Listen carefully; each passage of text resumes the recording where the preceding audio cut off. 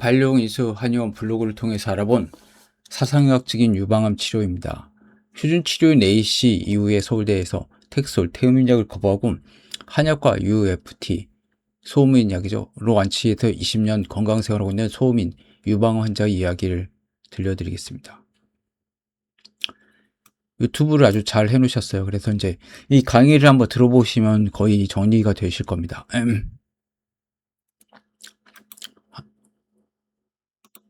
한태영 원장님의 글입니다. 네. 그래서 강의 전에 말씀입니다. 어떻게 보면 디클레이머를 한 거죠. 고지를 한 거죠. 본 강의 내용은 실제 임상 사례에 근거한 것을 제 과정이나 허위 창작이 한 산물은 아닙니다. 실제 임상 기록을 환자분들에게 도움이 되도록 재구성한 것입니다. 다만 여기서 말씀드린 의학적 견해는 사상의학적인 개인적 관점이므로 서양의학의 일반적인 이론과 많이 대치될 수가 있습니다. 이 점은 독자들이 스스로 판단하시고 참고하시기 바랍니다. 지난 시간 158강에서 유방암 환자 중 표준 치료 프로토콜인 A씨와 텍솔 방사선 치료의 타로묵시펜을 사용했음에도 3년 만에 재발했던 사례를 다루겠습니다. 그 강의에서 저는 표준 프로토콜의 문제점을 체질의학적 관점에서 이야기했습니다. 오늘 소개할 분은 그 사례와 대비되는 분입니다. 마찬가지로 유방암 위기였고 소음인 환자였습니다. 이분은 2006년 10월 27일 서울대병원에서 노동영 교수님께 수술을 받았습니다. 노동영 교수님은 유방암 수술의 권위자이고 아산의 안세현 선생님과 더불어서 수많은 환자들의 생명을 살린 훌륭한 의사라고 생각합니다. 그런데 많은 환자 중에서 안타깝게도 이후 저에게 오게 되는 분들이 있었습니다. 이 환자분 역시 2006년 10월에 수술받은 뒤 11월 9일 침윤성 유관암, 즉 인베이시브 덕탈 하시노마로 확인됐고, 덕탈이라는 거 이제 도관인 거죠. 관, 튜브가 있는 거. 이후 A씨 항암 4차를 시작하게 됐습니다. 근데 이분은 수술을 보름 만에 저희 한의원으로 오셨습니다. 아주 예외적인 일이었습니다. 왜 오시게 됐는가 하면 이분이 알고 계시는 아주 유명한 목사님이 계십니다. 그 목사님 거의 10년 가까이 소화장애로 고생하고 있었습니다. 소화가 되지 않으니 양약도 먹고 한약도 먹었습니다. 우리 사상에서 보통 소음인이 체질이 소화가 안 된다고 이야기합니다. 그 목사님도 본인이 마른 체형이 있기 때문에 스스로 소음이라고 생각했고 다른 한의사 선생님도 그렇게 진단하셨습니다. 오진 같은 게 많죠. 근데 아무리 치료해도 해결이 되지 않았어요. 그래서 저희가 오셨고 제가 보니 그분은 소음이 아니라 소양이었습니다. 저는 선생님 지금 체질이 잘못됐습니다 말씀드렸고 그 뒤 소양의 치료를 하니 한 달 만에 10년 동안 고생했던 소화장애가 크게 좋아졌습니다. 그래서 목사님이 바로 그 유방암 환자분을 저에게 소개해 주신 겁니다.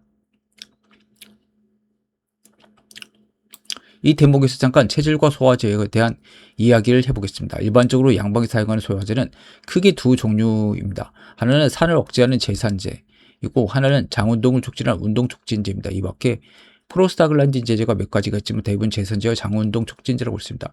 제산제 대표적인 약은 시메티딘, 라니티딘 같은 HT 블로커가 있습니다.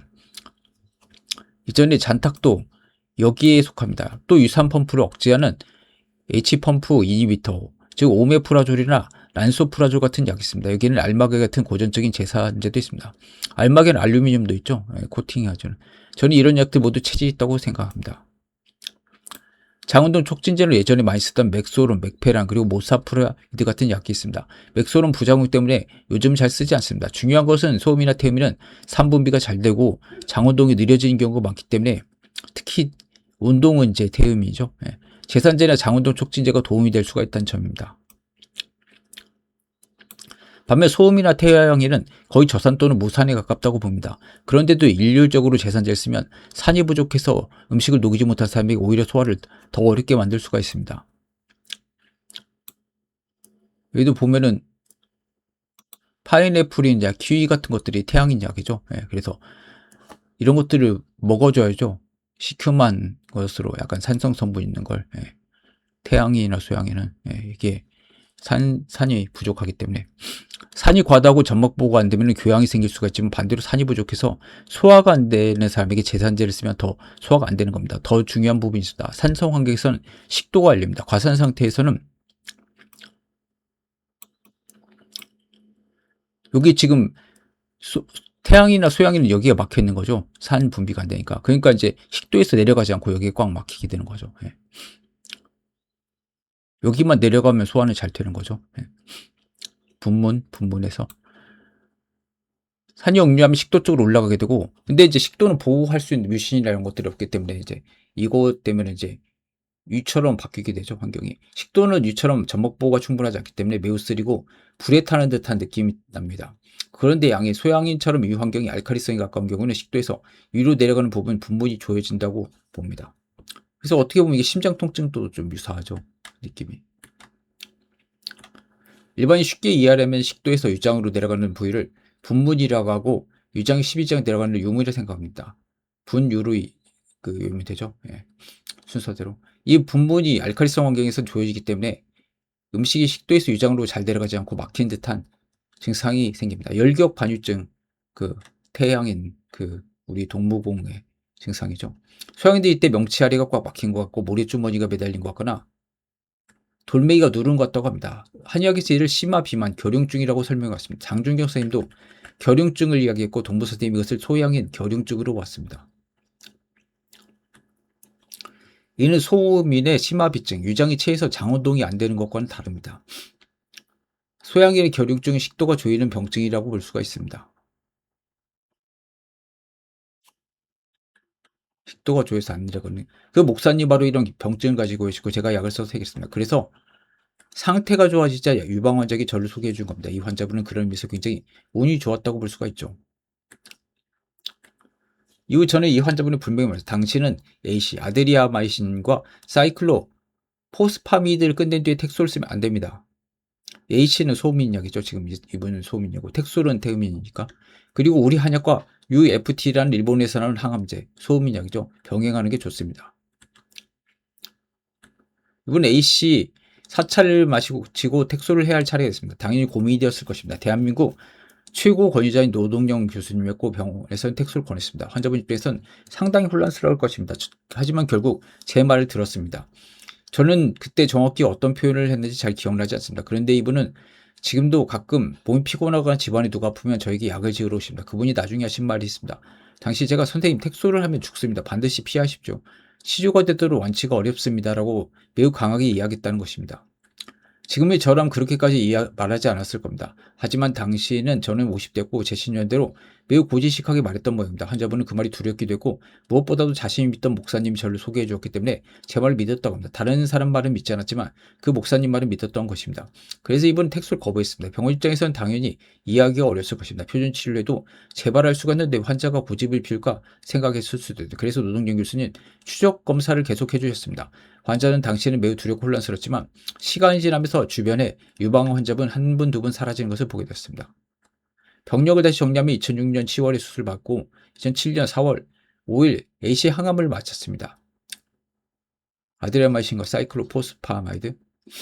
그때부터 3년 동안 UFT와 한약을 보고 있습니다. 이후 계속 추적 검사를 했고 2012년 10월에는 수술 후 6년이 됐는데 아무 재발이 없습니다. 2013년에는 7년 만에 서울대 진료가 종료됐습니다. 이 치료 결과는 원문에도 2006년 수술, 2007년에는 AC 종료, 3년 만에 UFT 한약, 2012년에 6년 무재발로 이어집니다. 관해가 거의 된 거죠. 완치라고 하기엔 좀 그렇고요. 중간에 노동희 교수님 진료하면서 유방암에 희미한 것이 보인다고 해서 조직 검사를 한 적도 있습니다. 다행히 결과는 정상으로 나왔습니다. 이분도 호르몬 수용체 양성이었습니다. 다만 제가 예전 기록을 완전히 찾지 못해서 서울대 기록을 정확히 다 넣지 못했고 예전에 강의했던 기록도 의존한 부분도 있습니다. CD는 찾아졌기 때문에 그 자료 올리기로 했습니다. 이후에도 이분은 한 번씩 검사를 받습니다. 조직 검사는 정상으로 나왔고 이후 1년에 한 번씩 MRI 검사를 했습니다. 9년이 지나서 2014년 15년 됐고 2015년 1월에 서울대에서 유방 초음파를 시행했습니다. 2017년에 검사해서 뭔가 보인다고 했지만 6개월 뒤 다시 검사했을 때 모두 정상으로 왔습니다. 그 이후에는 더 이상 큰 문제가 없었고 2026년이 되면서 이제 20년이 되었습니다. 얼마 전에도 이분은 자제분들이 외국으로 나간다고 해서 손주들과 함께 보약을 지으러 왔습니다. 이분이 중간에 6년이 지나고 10년이 지나면서 느낀 것은 주변 환자들이 하나씩 둘씩 세상을 떠났다는 겁니다. 결국 10년이 지나자 당신 혼자 살아계시단 것을 알게 되었습니다. 그래서 예전에 저에게 오면 90도로 절을 하고 인사하곤 했습니다. 제가 이 말씀 드린 이유는 물론 이분처럼 저희 치료를 받고 제가 말한 프로토콜을 피했기 때문에 좋아진 경우도 있지만 반드시 모든 사람이 그렇다고 말하는 것은 아닙니다. 잘못된 항암을 받았더라도 몸이 워낙 건강하고 건강관리가 잘 되면 성공한 분들이 분명히 있습니다. 다만 저에게 왔다는 것은 이미 병원 치료만 실패했거나 실패할 위험을 느꼈기 때문에 오신 경우가 많다는 뜻입니다. 요즘은 이 문제가 조금 더 심각하다고 봅니다. 재작년에 오신 유방암 환자분이 한 분 있습니다. 그분은 태음인이었습니다. 유방암 밀기라서 수술하고 방사선 치료를 했고 항암하지 않았습니다. 다만 아리미덱스를 쓰려고 했는데 아로마타제 이니비터죠. 이건 소호양이냐? 저는 그것을 못 쓰게 하고 원장님께 부탁해서 타목시포연을 바꿨습니다. 보통 이런 일기 환자들은 저희 한의원에 와서 이야기를 듣고 한두 번 약을 먹다가 대부분 오지 않습니다. 일기인데 설마 재발하겠나요? 그 생각이 듭니다. 그런데 이분은 달랐습니다. 꼬박꼬박 하면서 지금 3년째 약을 드시고 있습니다. 그 이유는 이분이 외국에 사시는 분이었기 때문입니다. 유방암 수술 후 한국의 요양병원을 가셨는데 주변에 재발한 분들이 너무 많았다고 합니다. 게다가 미국에 사는 분인데 저는 미국의 유방암 환경이 좋지 않다고 봅니다. 그중 하나가 바로 커피 문화를 이야기합니다. 제가 보는 관점에서 커피가 유방암에 좋지 않은 영향을 줄 수가 있습니다. 이건 산부인과 책에 나오죠. 커피를 비롯해서 코카콜라, 초콜릿 같은 짠틴 유전자가 황체 호르몬을 방해할 수가 있다. 그래서 제일 안 좋은 사람이 태음이죠. 커피 안 좋은 사람. 근데 태음이 또 향을 좋아하니까 커피를 많이 마시기도 하죠. 황체 호르몬 에스트로겐을 억제하는 약 하는데 경쟁적 기란 관계죠. 커피를 마시면 황체 호르몬이 억제되고 유방 조직의 정상 대사가 방해될 수가 있는 것이죠. 그러니까 상대적으로 황체 호르몬이 억제되니까 에스트로겐이 증가하게 되는 거죠. 커피를 마시면. 미국은 생활 자체가 커피와 육류 중심입니다. 저는 암 환자가 육식과 지방질을 과도하게 섭취하면 안 된다고 봅니다. 지방질은 쉽게 염증반으로 전환된다고 생각하기 때문에. 그래서 썩지 않게 하려고 지방전 섭취를 줄이려면 소금을 많이 먹어야죠. 네. 우리나라 문제도 여기 있습니다. 제 관점에서는 소양인과 태양인은 일반적으로 암이 많지 않습니다. 특이한 암이나 사코마, 육종이 일부 있고 유방암은 소양이나 태양인이고 있을 수가 있지만 일반암은 대부분 음인병이라고 합니다. 저는 암의 90%가 음인병이라고 설명합니다. 여기까지 하겠습니다.